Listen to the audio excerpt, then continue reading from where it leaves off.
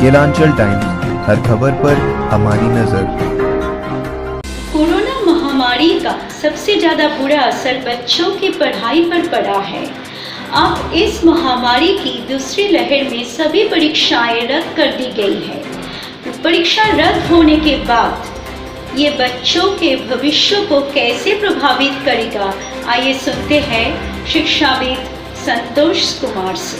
नमस्कार साथियों, आज हम बात कर रहे हैं बच्चों के भविष्य की चिंता को लेकर।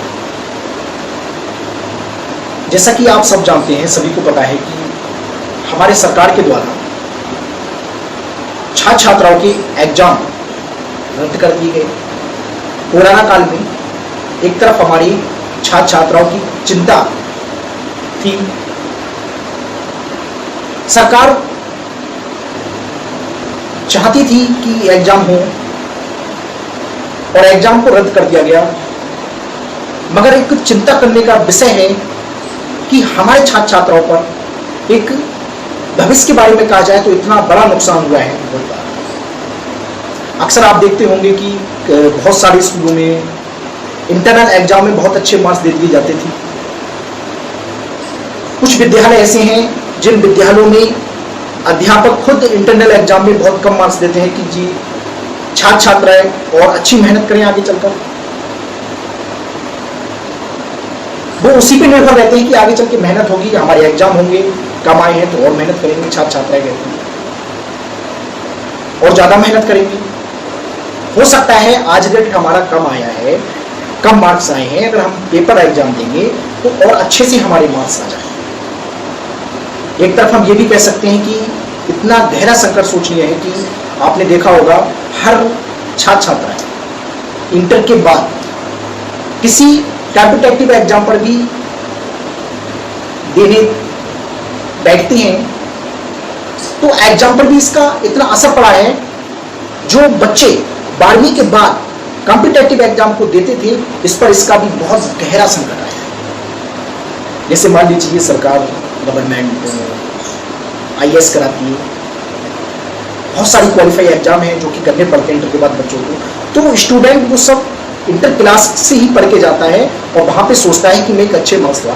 जब स्टूडेंट ने इंटर क्लास में एक अच्छी पढ़ाई नहीं की तो आगे चल के उसकी नॉलेज जो थी वो भी भूल गया और उसने तैयारी ना करी, बहाना मिल गया कि मैं ऐसे ही पास हो रहा हूँ परीक्षा रद्द होने से, तो उसने मेहनत बिल्कुल नहीं की, मस्ती करा और आगे चल के उसका भविष्य और संकट में पड़ गया। जो एग्जाम देगा उसे पता भी नहीं है कि जो कक्षा में सबसे कमजोर बच्चा था वो आगे निकलेगा या मैं आगे निकलूंगा, या उसे ये भी नहीं जानता कि मैं एक सपना देख रहा था कि मैं एक टॉपर रहूंगा, मैं टॉपर रह भी सकता हूं या नहीं भी रह सकता हूं। सरकार अगर इसके लिए योजना बनाती तो परीक्षा का आयोजन करवाया जा सकता था। परीक्षा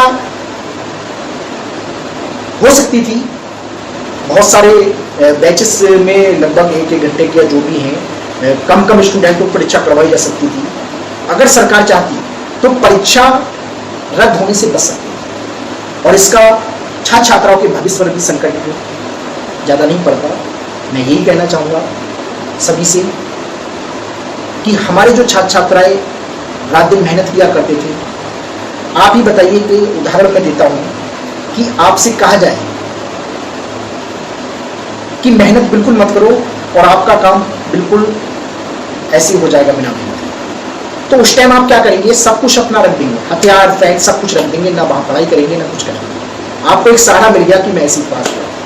हम मानते हैं कि कोरोना काल में बहुत बुरी स्थिति रही, सभी अपने जान बचाने को थे, मगर एक भविष्य के बारे में अगर चिंता की जाए छात्र छात्राओं की तो ये बहुत गहरा संकट है जो कि आने वाले समय में हमारे विद्यार्थियों को एक बहुत बड़ा संकट में ला सकता है। जो परीक्षाएं वो देंगे उन्हें ये भी नहीं पता कि इंटर में हमने जो तैयारी की है कि हो सकता है वो क्वेश्चन आ जाए या क्या करें, कोर्स का कैसा, अभी कुछ कह नहीं सकते। मेरा मानना है कि परीक्षा अगर सरकार करवाती तो करवा सकती थी। इससे कोरोना काल में बच्चों के भविष्य पर बहुत ही बुरा असर पड़ा। तो इसी के साथ जय हिंद। केलांचल टाइम्स, हर खबर पर हमारी नजर।